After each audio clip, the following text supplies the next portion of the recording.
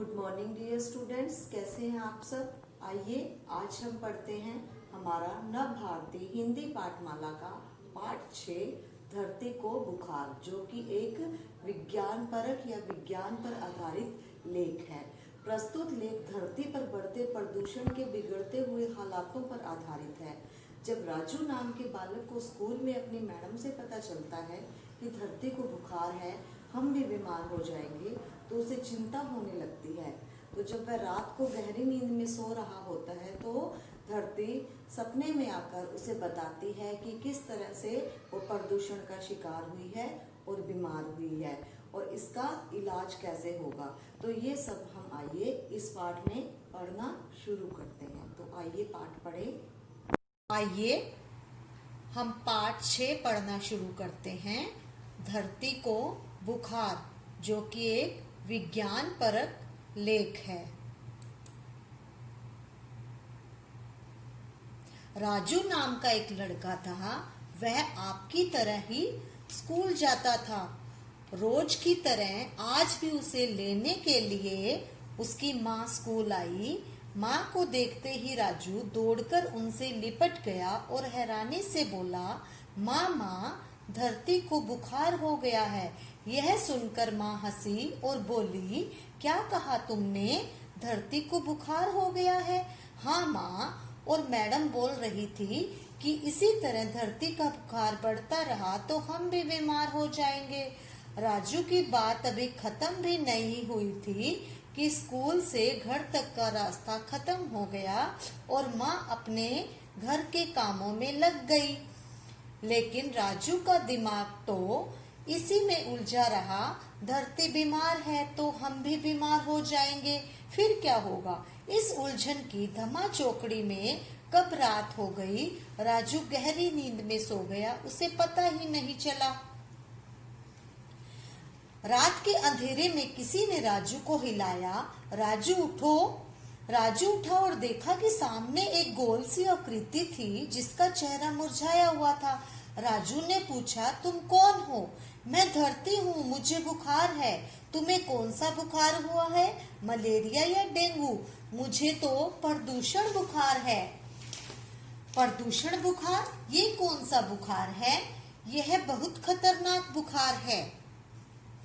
यह बुखार कैसे होता है? राजू ने पूछा। चलो मेरे साथ, मैं तुम्हें बताती हूँ कि यह बुखार कैसे होता है। धरती ने राजू को अपने हाथ पर बैठाया और घर से बाहर ले गई।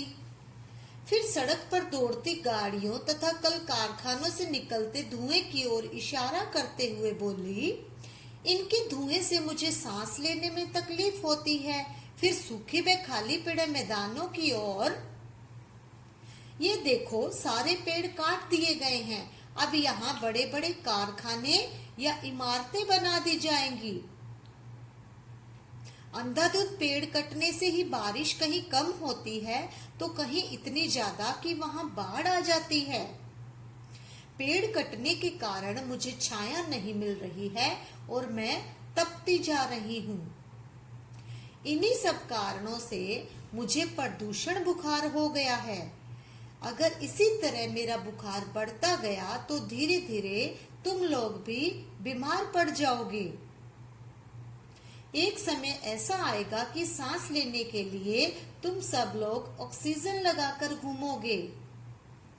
यह सब सुनकर राजू डर सा गया और फिर हड़बड़ाते हुए बोला, फिर तुम यहाँ क्या कर रही हो? जल्दी किसी डॉक्टर के पास जाओ और अपना इलाज कराओ। धरती बोली, मेरे डॉक्टर तो तुम लोग ही हो। मेरी बीमारी की दवा है पेड़ पौधे। यदि तुम लोग पेड़ पौधे लगाओगे तो उनकी ठंडक से धीरे धीरे मेरा बुखार उतर जाएगा। मैं फिर से हरी भरी हो जाऊंगी। साथ ही साथ तुम लोगों को मुझ में मौजूद चीजों जैसे कि हवा, पानी, बिजली, कागज, कोयले का सही उपयोग करना होगा और मुझे साफ व सुंदर बनाए रखना होगा।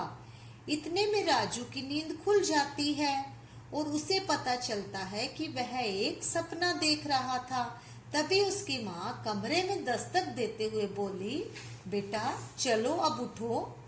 राजू आंखें मलते हुए उठा और माँ को अपना सपना सुनाते हुए बोला, माँ आज रविवार है और स्कूल की छुट्टी भी है। आज हम अपने घर के आसपास कुछ पौधे लगाएंगे। ऐसा करने से धरती को ठंडक मिलेगी और उसका बुखार उतर जाएगा।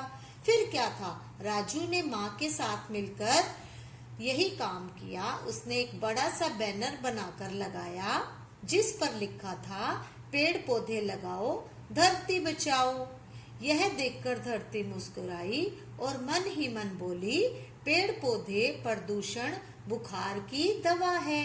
यदि राजू की तरह सभी लोग पेड़ पौधे लगाकर दूसरों को भी जागरूक करें तो मुझे कभी प्रदूषण बुखार नहीं होगा। इस पाठ से हमें संदेश मिलता है कि हमें पेड़ पौधे लगाने चाहिए। तो ये था हमारा पाठ 6, धरती को बुखार। तो बच्चों, इस पाठ से हमें संदेश मिलता है कि हम सभी को पेड़ पौधे लगाने चाहिए ताकि हम धरती को प्रदूषण बुखार से बचा सकें, उसे स्वस्थ रख सकें। तो मुझे उम्मीद है कि आप सबको यह पाठ अच्छी तरह से समझ में आ गया होगा।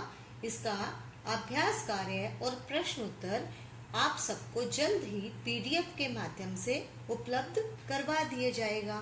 धन्यवाद। आकृति आकार। राजू उठा और देखा कि सामने एक गोल सी आकृति थी। अंधाधुंध बेहिसाब। अंधाधुंध पेड़ काटने से ही बारिश कहीं कम होती है तो कहीं इतनी ज्यादा कि वहाँ बाढ़ आ जाती है। ऑक्सीजन प्राणवायु। एक समय ऐसा आएगा कि सांस लेने के लिए तुम सब लोग ऑक्सीजन लगाकर घूमोगे। मैडम अध्यापिका। हाँ माँ, और मैडम बोल रही थी कि इसी तरह धरती का बुखार बढ़ता रहा तो हम भी बीमार हो जाएंगे।